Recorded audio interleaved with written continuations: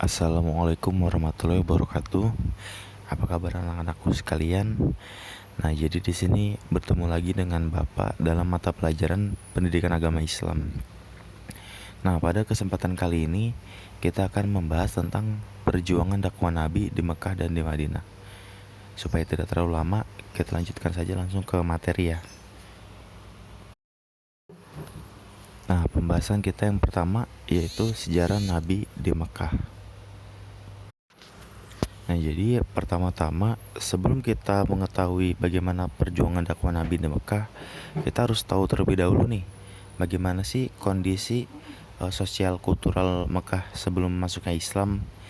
Jadi di sini sosio kultural itu adalah kebudayaan ya, dan sosial-sosial di sana itu seperti apa gitu, yang ada di bangsa Arab khususnya di Mekah pada saat itu.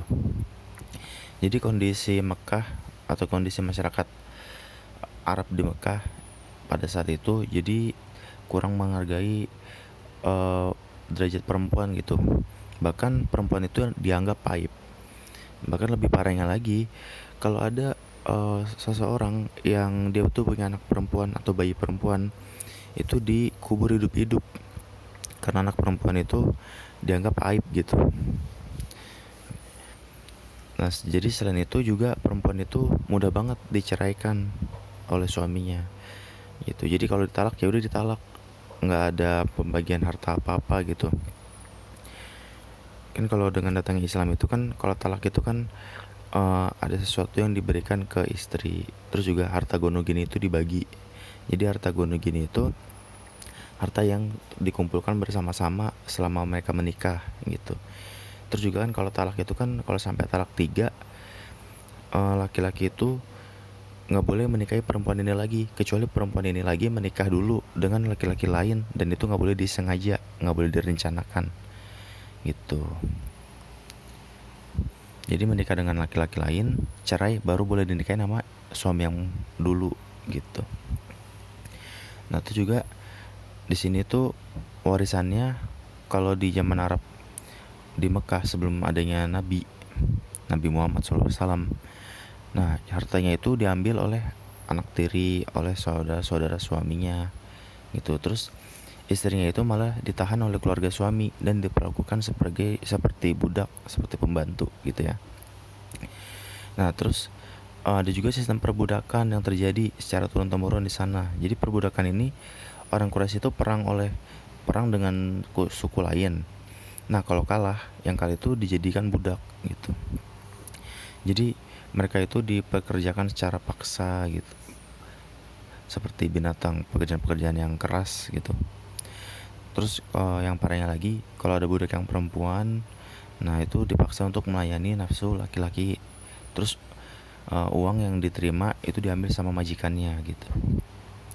Nah, kalau mata pencarian utama masyarakat Arab di Mekah pada saat itu yaitu berdagang. Berdagang itu lebih dominan ke alat-alat perang. Walaupun ada juga sebagian yang bekerja itu berdagang, itu juga mengembala kambing, berternak dan berburu. Nah, setiap tahunnya ini Ka'bah itu selalu ramai gitu, karena Ka'bah ini menjadi pusat seluruh agama yang ada pada saat itu. Jadi setiap setahun sekali mereka itu mengadakan ibadah khusus di Ka'bah. Nah, tadi kan kita udah lihat dari secara sosial kulturalnya. Nah, sekarang dari kebiasaan-kebiasaan orang-orang bangsa Arab di Mekah ya, pada saat sebelum masuknya agama Islam yang dibawa oleh Nabi. Nah, jadi mereka tuh memiliki kebiasaan-kebiasaan, yaitu mereka senang berjudi, senang minum minuman keras, berzina, membunuh. Nah, jadi membunuh ini, mereka ini menegakkan hukum rimba gitu. Siapa yang kuat dia yang berkuasa gitu. Jadi ketika mereka berperang, nah maka mereka tuh bakal membunuh semuanya gitu, bahkan sampai anak-anak dan sampai wanita, atau enggak kalau nggak dibunuh dijadikan budak. Nah, terus ada juga agama-agama yang berdiri, yaitu menyembah berhala, menyembah api, dan benda-benda langit. Kalau benda yang menyembah api ini dia agak terkenal ya, nah namanya itu agama Majusi. Lalu yang keenam ini, melakukan perbudakan. Yang ketujuh, memamerkan keindahan tubuh wanita. Dan yang kedelapan, mengundi nasib dengan anak panah. Jadi gimana maksudnya mengundi nasib dengan anak panah? Nah, jadi mereka ini memiliki kebiasaan. Jadi ada 3 anak panah yang nggak ada bulunya atau fine-nya itu, yang di ujungnya itu yang buat ditembak. Nah, jadi mereka itu mengundi gitu. Jadi ada 3 anak panah. Yang satu ada tulisan iya, kalau bahasa Arabnya itu sohih. Yang kedua itu tidak. Nah, itu bahasa Arab itu uh, khoto. Nah, yang ketiga itu uh, kosong gitu, nggak ada tulisannya. Nah, jadi mereka itu mengundi gitu kayak arisan. Mereka ini ada hajat nih, mau mengadakan pernikahan atau mau mengadakan perjalanan. Nah, mereka seperti arisan gitu, dimasukkan gitu, dikeluarkan. Nah, kira-kira eh, anak panah apa gitu yang keluar? Apakah yang bertuliskan iya? Kalau bertuliskan iya, maka mereka akan lakukan. Nah, kalau bertuliskan tidak, mereka akan melakukannya tahun depan. Nah, sedangkan kalau kosong, nah mereka mengundi ulang gitu. Kalau anak panah yang ketiga yang gak ada tulisannya, mereka akan mengundi ulang gitu. Jadi maksudnya mengundi nasib dengan anak panah gitu. Nah, jadi setelah kita mengetahui latar belakang sosial kultural, sosial budaya yang ada di masyarakat Arab, khususnya di Mekah, sebelum adanya dakwah oleh Nabi Muhammad SAW. Nah, terdapat substansi, oh ya, sehingga terdapat substansi dakwah Nabi di Mekah. Jadi apa aja sih yang didakwahkan oleh Nabi di Mekah pada saat itu gitu. Jadi yang pertama itu, Nabi itu menyerukan agama tauhid atau menyerukan tauhid ya. Jadi setelah Nabi Muhammad SAW berusia 40 tahun, nah beliau ini suka menyendiri di Gua Hiro gitu, hingga beliau mendapatkan wahyu yang pertama atau mendapatkan risalah gitu, mendapatkan kenabiannya. Nah, jadi pertama kali yang diserukan adalah masalah tentang keimanan. Kan ayat yang pertama turun itu kan surat Al-Alaq ya, ya kan. Nah, ayat pertama itu kan Iqra bismi rabbikal ladzi khalaq, ya kan. Bacalah dengan menyebut Tuhanmu gitu. Itu kan bacalah dengan menyebut Tuhanmu yang menciptakan gitu. Itu kan tentang tauhid. Nah, setelah beliau mendapatkan dalil ini, mendapatkan wahyu ini, nah beliau kemudian menyampaikan wahyu yang diterimanya. Tapi yang disampaikan itu pertama kali adalah orang-orang terdekat atau para sahabatnya. Nah, sehingga satu persatu masyarakat Arab pun memeluk agama Islam. Dan yang atau orang-orang yang pertama masuk Islam itu disebutnya dengan istilah as-sabiqunal awalun, atau orang-orang yang pertama kali masuk Islam.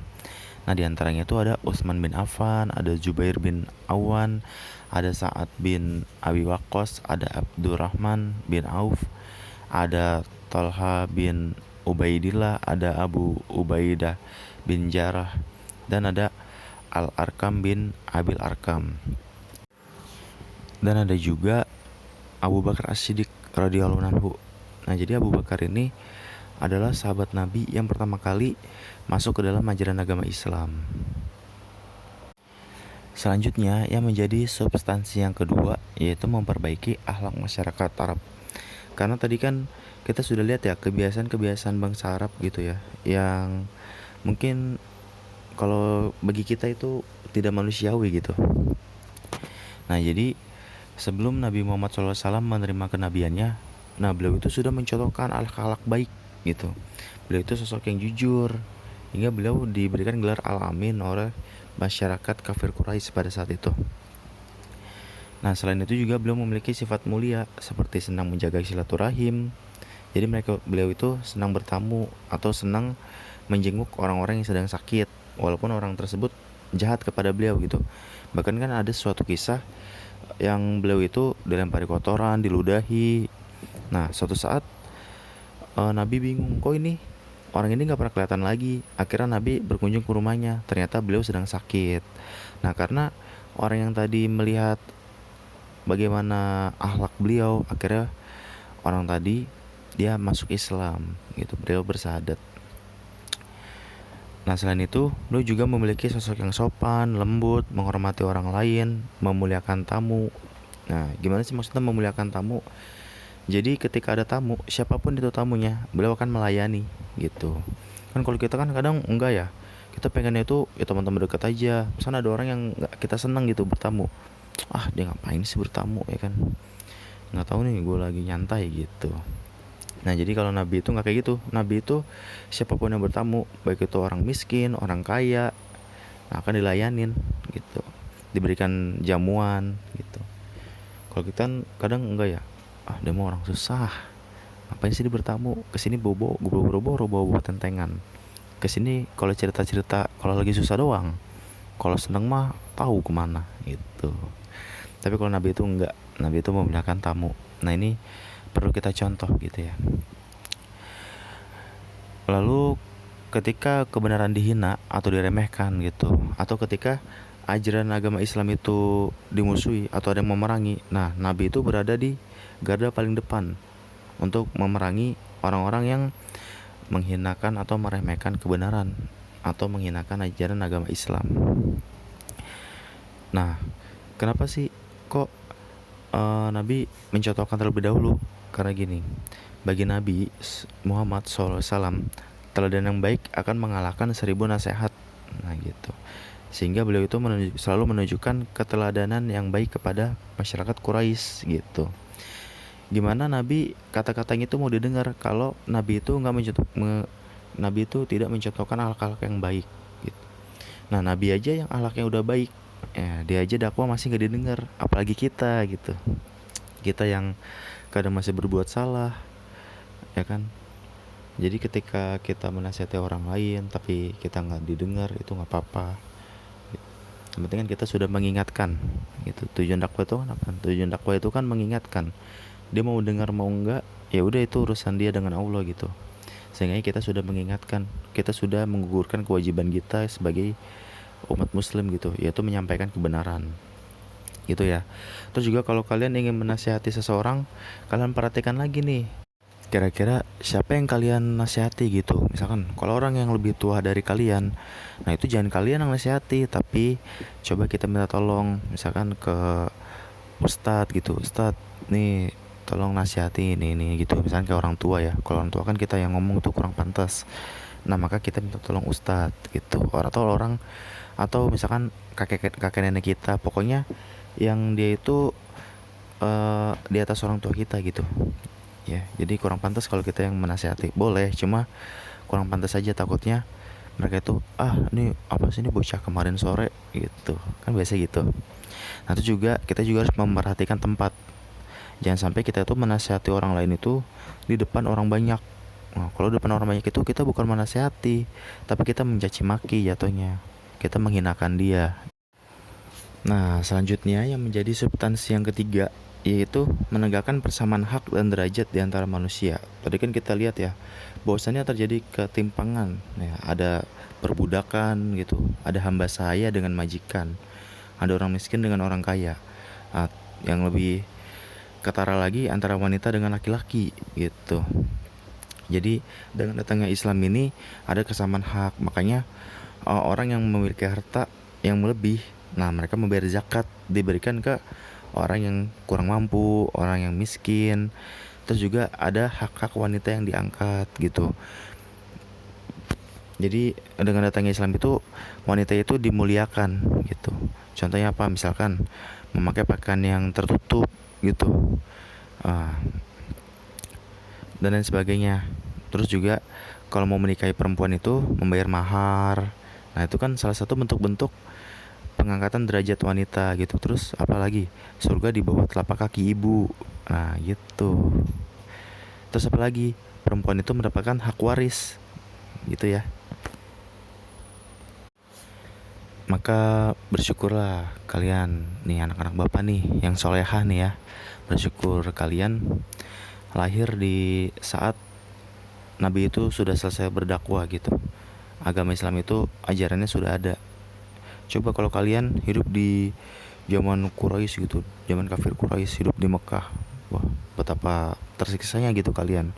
Nggak ada haknya, bahkan diperlakukan seperti budak, seperti barang. yang bisa dipindah-pindah. Nah, terus kalau dicerai ya udah cerai, nggak ada hak apa apapun. Bahkan baru lahir pun bisa jadi kalian udah dikubur gitu oleh orang tua kalian karena dianggap sebagai aib gitu. Nah, tadi kan substansinya atau isi-isi dakwahnya gitu. Kalau sekarang strategi dakwah Nabi di Mekah. Jadi gimana sih cara Nabi berdakwah di Mekah gitu. Jadi ada dua strategi. Yang pertama itu Nabi secara sembunyi-sembunyi. Kenapa Nabi sembunyi-sembunyi? Karena takut menimbulkan kekacauan di kalangan kaum Quraisy gitu. Bahkan ketika Nabi udah agak banyak gitu, udah agak banyak yang masuk ke dalam Islam, Nabi mencoba terang-terangan, itu aja udah mulai diganggu gitu oleh masyarakat, oleh kaum kafir Quraisy gitu. Apalagi ketika Nabi baru sendiri gitu. Makanya Nabi itu pertama-tama itu dakwahnya itu sembunyi-sembunyi. Nah, yang pertama kali dakwahi yaitu keluarganya dan para sahabatnya. Gitu yang sudah Bapak jelaskan tadi ya. Jadi kalau keluarganya itu yang pertama kali masuk Islam yaitu eh, istrinya yaitu Siti Khadijah. Nah, terus kalau untuk sahabatnya itu yang pertama kali masuk Islam yaitu Abu Bakar As-Siddiq gitu. Nah, setelah beliau berhasil dakwah di keluarga Madi sahabat, nah beliau itu menggunakan salah satu rumah sahabatnya untuk berdakwah yaitu yang bernama Al-Arqam bin Abil Arqam gitu. Atau biasanya nih kalau di Muhammadiyah itu kan ada tuh Darul Arqam. Nah, Darul Arqam ini terinspirasi dari sini. Artinya rumahnya Arqam, rumahnya yang dijadi rumah sahabat Nabi yang dijadikan tempat berdakwah di awal-awal dakwah Nabi gitu. Jadi rumahnya si Arqam ini dia berada di bukit gitu. Jadi kan agak jauh dari kafir Quraisy, jadi aman.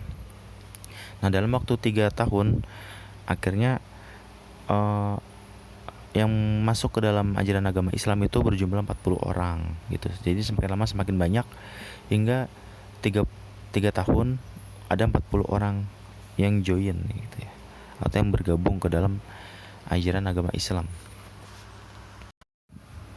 Nah, setelah Nabi berdakwah secara sembunyi-sembunyi, selanjutnya Nabi berdakwah secara terang-terangan. Jadi pertama itu Nabi itu meminta seluruh suku Quraisy itu berkumpul di Bukit Safa, belum memanggil. Nah, terus beliau naik ke atas bukit. Beliau berkata, "Jika kalian aku beritahu bahwa di lembah sana terdapat pasukan berkuda hendak menyerang kalian, apakah kalian mempercayaiku?" Mereka menjawab, "Kami belum pernah menyaksikan engkau berdusta, wahai Al-Amin." Lalu beliau menjawab, "Sesungguhnya aku datang untuk memberi peringatan kepada saudara-saudara bahwa di depan saudara-saudara terdapat siksa yang amat keras." Nah, lalu ada Abu Lahab. Abu Lahab berkata, "Celakalah engkau selama-lamanya. Untuk itukah engkau mengumpulkan kami?" Nah, maka turunlah Quran surat Al-Lahab. Ya, celakalah kedua tangan Abu Lahab dan ia akan binasa. Nah, selanjutnya ada cara yang kedua. Jadi cara yang pertama tadi enggak menghasilkan apa-apa gitu, tapi Nabi tidak menyerah gitu. Nah, cara kedua, Nabi itu mengundang para kaum Quraisy untuk datang ke rumahnya gitu. Nah, terus uh, akhirnya banyak yang memenuhi undangannya. Datanglah 45 orang. Di antaranya ada beberapa orang dari Bani Abdul Muthalib atau dari keluarga pamannya Abdul Muthalib. Lalu di situ Abu Lahab kan datang juga. Abu Lahab itu berkata, "Hai Muhammad, mereka itu adalah pamanmu dan anak-anak dari pamanmu. Bicaralah dan jangan engkau main-main. Ketahuilah bahwa kaum kerabatmu tidak mempunyai kekuasaan terhadap seluruh bangsa Arab. Aku berhak menantangmu. Cukuplah bagimu perlindungan dari sanak famili ayahmu. Jika engkau masih terus-menerus berbuat seperti yang kau lakukan itu, maka akan lebih mudah menyerangmu daripada suku-suku kabilah Quraisy lainnya, dan pasti akan dibantu oleh seluruh orang Arab. Sesungguhnya aku tidak pernah melihat ada seorang yang datang membawa bencana seperti yang kau bawa itu." Nah, mendengar kata-kata dari pamannya, Nabi itu hanya berdiam. Lalu dari pertemuan itu Nabi pun mengadakan lagi pertemuan di rumahnya itu, pertemuan kedua. Ya kan? Beliau membuka dengan memuji-muji nama Allah. Nah, beliau juga menyampaikan bahwa beliau itu menerima wahyu atau risalah dari Allah SWT sebagai Rasul terakhir. Nah, lalu Abu Thalib pun berkata, "Dengan senang hati kami bersedia membantumu, Abu Thalib." Lalu kami terima nasihatmu dan kami pun mempercayai dengan tutur katamu. Mereka yang sekarang berkumpul itu adalah margamu, dan aku adalah salah satunya. Tetapi justru akulah yang paling cepat memahami ucapanmu. Jadi teruslah menjalankan perintah yang diturunkan Allah kepadamu. Demi Allah, aku tetap melindungimu. Namun hatiku belum lepas dari agama Abdul Muthalib. Gitu. Lalu Abu Lahab menyahut, itu sikap yang sangat buruk. Jagalah dia Muhammad sebelum orang-orang lain bertindak terhadap kalian. Lalu Abu Thalib berkata, demi Allah, dia akan kami bela dengan apa yang ada pada kami.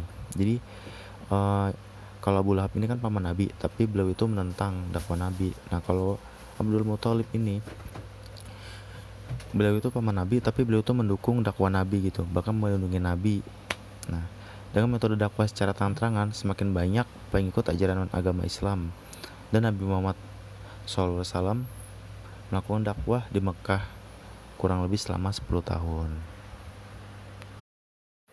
Nah, selanjutnya adalah dakwah Nabi di Madinah. Tadi kan dakwah Nabi di Mekah. Sekarang kita lanjut ke sejarah dakwah Nabi di Madinah. Selanjutnya hijrah Nabi Muhammad SAW ke Madinah. Jadi setelah wafatnya istri beliau, yaitu Siti Khadijah, dan pamannya Abu Thalib yang selalu melindunginya, nah intimidasi, siksaan, dan pemboikotan yang dilakukan oleh kaum Quraisy itu semakin tidak manusiawi gitu. Sehingga Rasulullah memutuskan untuk berhijrah, dan berhijrah ini merupakan ada dalilnya gitu. Jadi ada perintah dari Allah, ada wahyu agar Rasulullah itu untuk hijrah. Jadi hijrahnya itu ke kota Yastrib. Nah, dulu tuh namanya Yastrib, kalau sekarang itu namanya Madinah.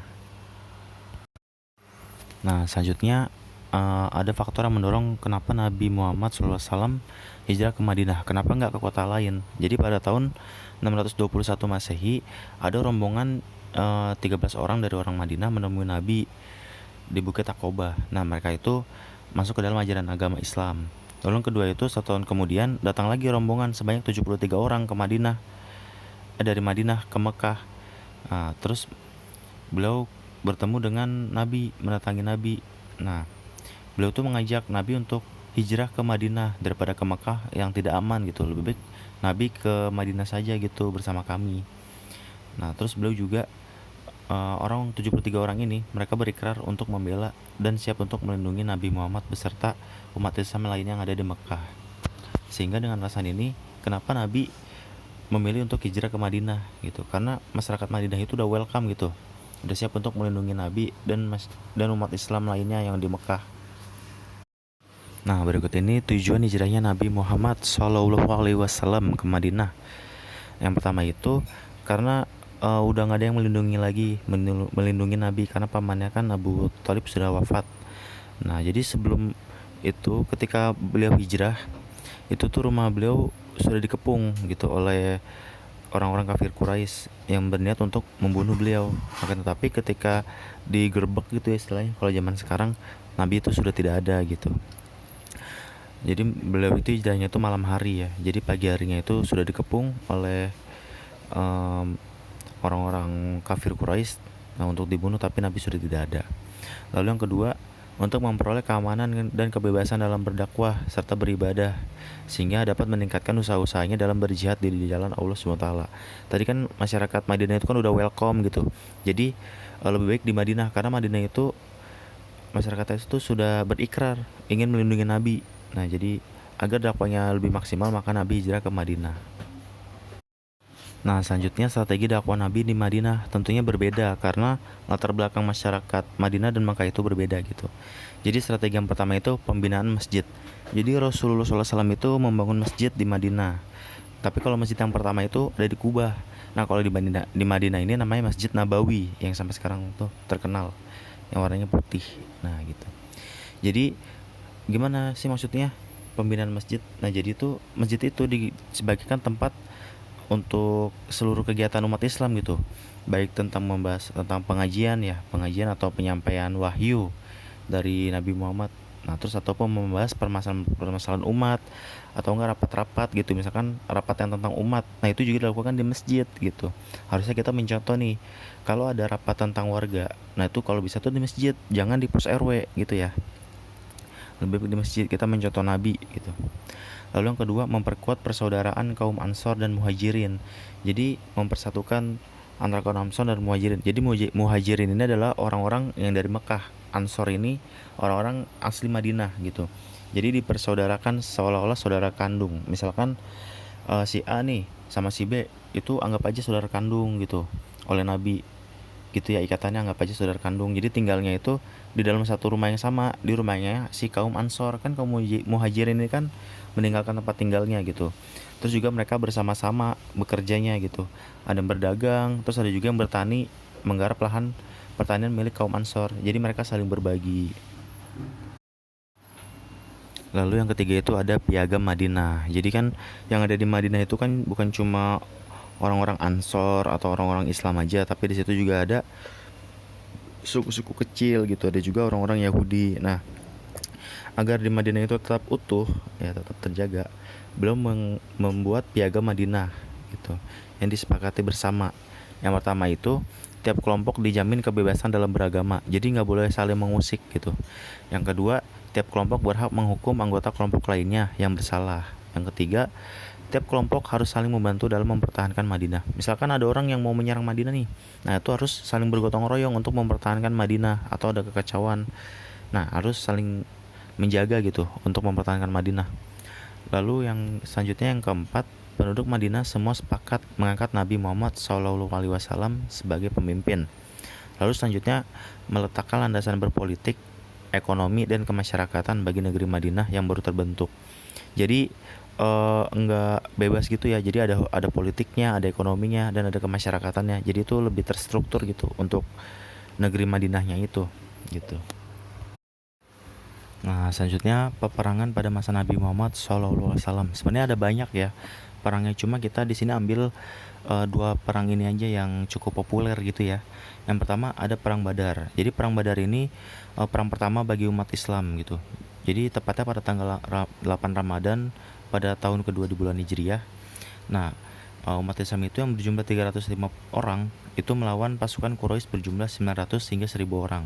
Akan tetapi dengan semangat juang dan pertolongan Allah Subhanahu wa taala, nah umat Islam ini bisa memenangi peperangan ini gitu. Lalu yang kedua itu perang Uhud. Nah, jadi perang Uhud ini ada di Bukit Uhud, makanya namanya perang Uhud. Nah, jadi kalau perang Uhud ini ada strategi perangnya. Strategi perangnya yaitu beliau itu perang Badar juga ada strateginya ya. Nah, tapi sekarang kita ngebahas strategi perang Uhud.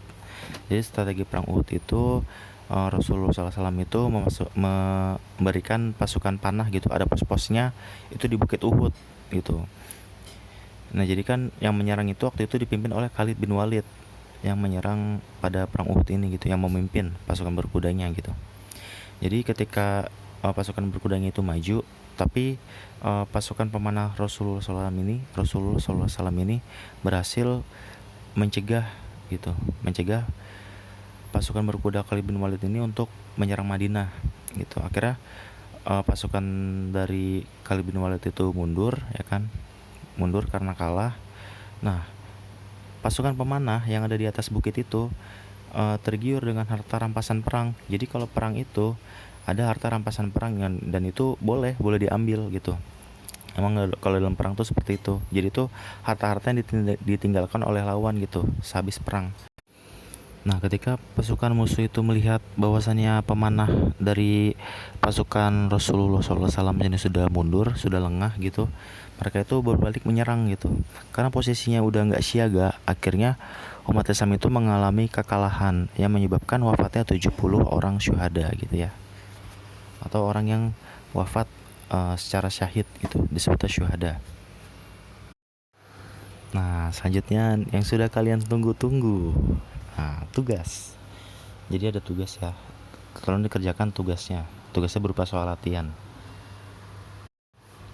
Nah, ini latihan-latihan soalnya. Silakan kalian jawab dengan pendapat kalian masing-masing. Tapi ingat, jawabannya itu harus yang ada di PowerPoint ini, nggak boleh keluar ya. Jawabannya yang harus ada di PowerPoint ini, karena nanti keluar dari ujian. Ujian itu jawabannya materinya dari PowerPoint ini gitu. Ya, silakan dijawab. Silakan di screenshot soal latihannya. Ya baik, mungkin itu yang bisa Bapak sampaikan terkait tentang sejarah perjuangan Nabi ya di Mekah dan di Madinah. Untuk kurangnya Bapak mohon maaf ya. Bapak doakan semoga anak-anak Bapak menjadi anak-anak yang soleh dan soleha. Soleh dan soleha itu sudah tingkatan paling atas, karena orang-orang yang soleh itu dan soleha itu sudah pasti dunia dapat, akhiratnya dapat gitu ya. Amin ya rabbal alamin. Untuk kurang Bapak mohon maaf. Billahi taufiq wal hidayah. Wassalamualaikum warahmatullahi wabarakatuh. Seperti biasa, kalau ada pertanyaan tanyakan aja ke Bapak, bisa lewat WhatsApp atau kolom komentar di Google Classroom. Oke?